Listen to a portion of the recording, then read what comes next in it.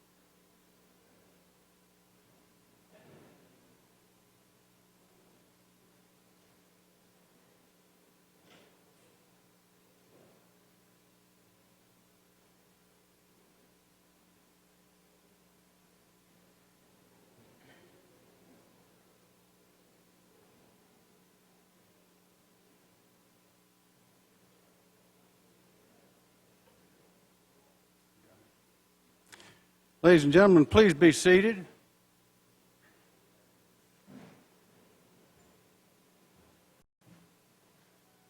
Ladies and gentlemen of the Joint Assembly, I'm honored to present to you the Honorable Dale Barnett, National Commander of the American Legion.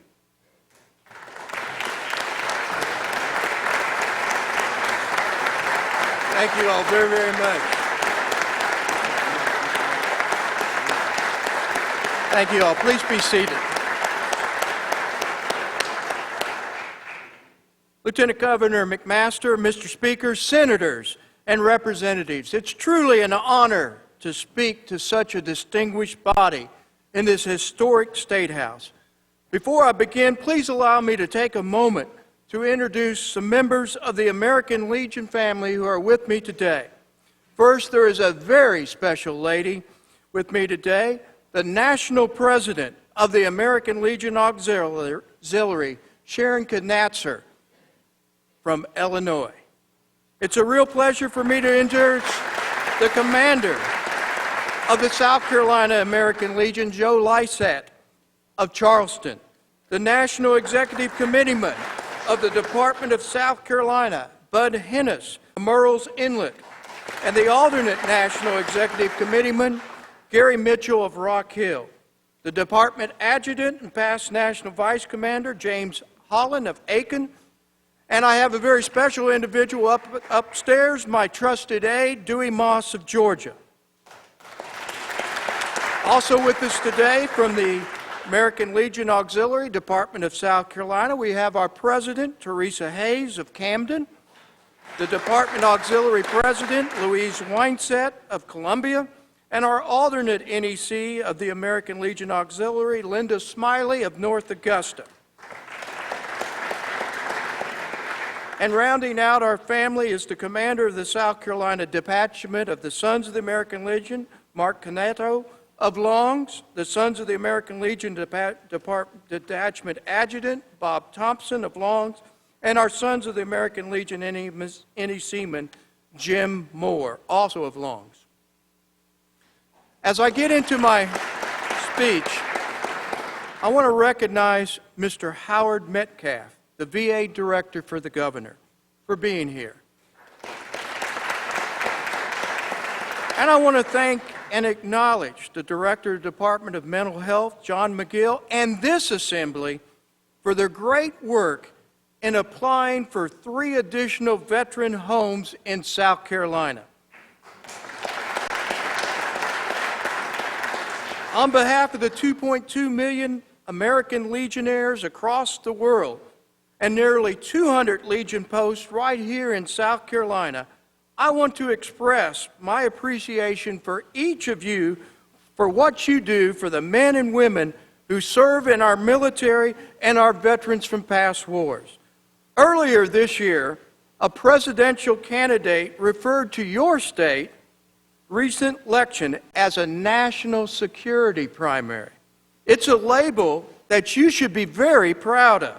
The residents of your state understand that providing for the common defense should not be brushed aside as a political goal or a campaign promise. It's a constitutional requirement.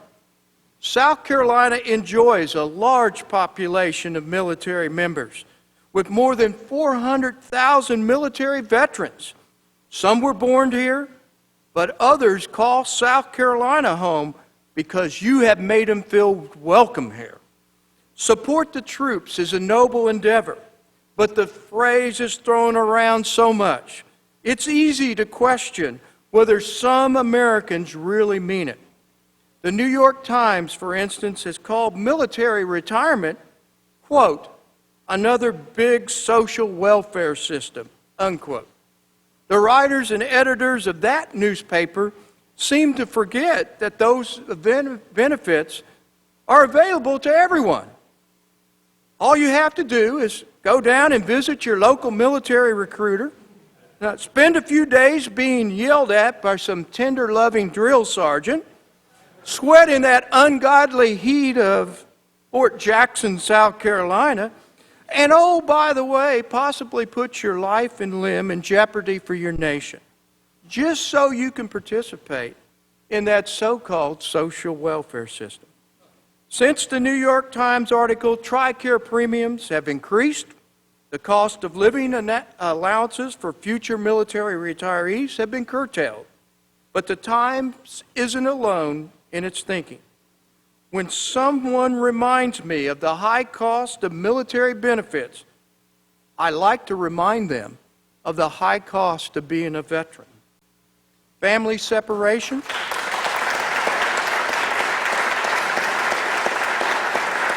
frequent uprooting of children, extreme stress, and possible death all come with the territory.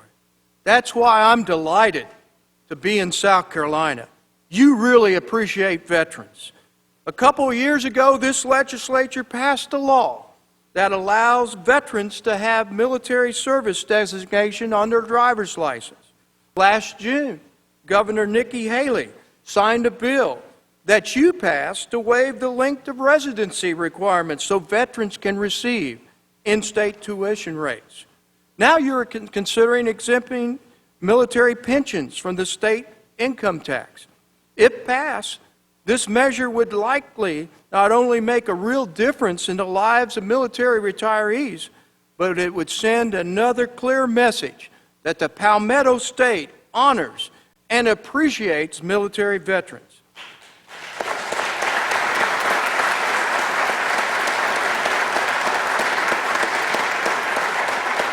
It's not uncommon for a military retiree to be as young as 38, having served 20 years in the military. Most of these young men and women begin second careers. By exempting military pensions, they would find resettling in a state like South Carolina to be an extremely attractive option. By taxing income from their new careers and their property, the state would be able to receive not just a patriotic new resident, but additional revenue as well. Your patriotic heritage is without question. This is a state that produces men like Kyle Carpenter, a 25-year-old from Batesburg, who was awarded the Medal of Honor 2 years ago. Lance Corporal Carpenter was seriously wounded while shielding a fellow Marine from a grenade attack on a rooftop in Afghanistan. Lance Corporal Jared Riley, who served with Kyle, said, Kyle committed his body to making the ultimate sacrifice. He didn't try to throw the grenade away and lose a hand. He didn't try to cover it with a Kevlar. He covered the grenade just as he approached everything in life with everything he had. Many Marines like Kyle are made right here in South Carolina, at Marine Corps Depot, Paris Island. Also, you have the home of Fort Jackson, where the Army sends some of its best and brightest for training. The American Legion remains very concerned that the training and quality of life of our servicemen face will be diminished due to irresponsible budget cuts and sequestration. In light of recent attacks in Paris and the daily atrocities committed by ISIS, can anybody truly believe that the global war on terrorism is winding down? Friends, nobody likes war, but it would be derelict for our nation to let its guard down once again. In December, I visited Pearl Harbor during the 74th anniversary of that surprise attack. After it occurred, President Roosevelt and the Congress united in keeping the American people focused on the mission, which was win the war at all cost. After 9/11, there was a brief period of unity coming from Washington, but few of our national leaders today seem interested in keeping America on the war footing it needs to repel and destroy our enemy. Budget cutters in Washington are instead pushing for a pre-World War II level military. Throughout American history, every military drawdown was later followed by a horrific war. We cannot rely on the good intention of rogue states such as North Korea or Iran. Moreover, military preparedness means making the profession of arms an attractive option for young people, and that means taking care of those who served previously. First, I'd like to say and correct any misconception that anyone has that the American Legion is saying that we are not supportive of the Department of Veterans Affairs, or that we think that the problems with the VA are beyond repair. Last week in Washington, I testified before a joint session of the Senate and the House Committee on Veterans Affairs. The word that I used most was accountability. I can assure you that anybody who has ever served in the U.S. military knows the meaning of accountability. It's not the position of the American Legion that we believe that America is failing our veterans. With more than 305,000 employees, the VA is filled with outstanding and dedicated healthcare professionals, some which I have met this week here in South Carolina. But when a small minority fails a veteran, those who fall short of their mission need to be corrected. They need to be disciplined, and in some rare cases, if it's appropriate, fired. Most people in the private sector know that they are expected to perform their jobs to the satisfaction of their employees or employers. All of you are held accountable by the voters in your districts. I can think of no higher calling than the mission of the VA, serving those who have served us notably in the armed forces of the United States of America. In addition to influencing policy in Washington, the American Legion is right here in your communities, sponsoring Boy Scout troops, conducting programs like American Legion Baseball, Boys Day, Girls Day, and volunteering at our VA hospitals, improving the quality of life for all citizens of South Carolina. That's who we are. And I know the same dedicated to service and community is why many of you have sought and have achieved positions in this legislature. And I thank you for that. Now, if you would allow for one moment to call to the dais two members of this distinguished body who've been designated by the American Legion Department of South Carolina as the outstanding members of the legislature for 2016. This is in recognition of their dedicated service to their community, state, and nation. They are true friends of veterans and the American Legion. Would Senator Tom Young and Representative Mary Gail Douglas please join me at the dais?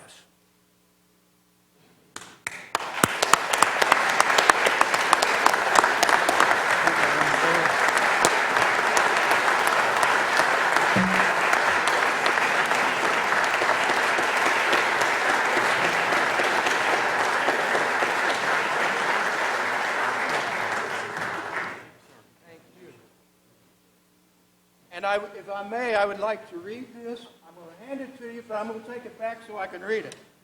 The American Legion Department of South Carolina Special Legislative Award presented to Representative Mary Gale Douglas in recognition and appreciation of her many years of outstanding service to her community, state, and nation.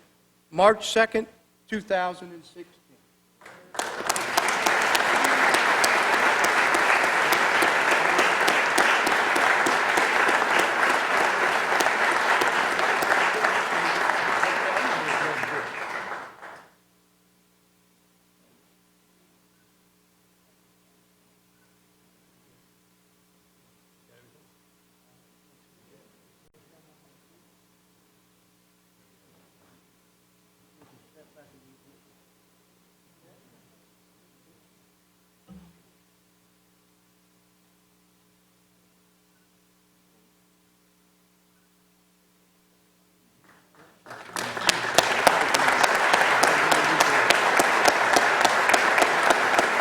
Governor, I'd like to give you a presentation pen and pencil set. Thank you for your service to the veterans of South Carolina.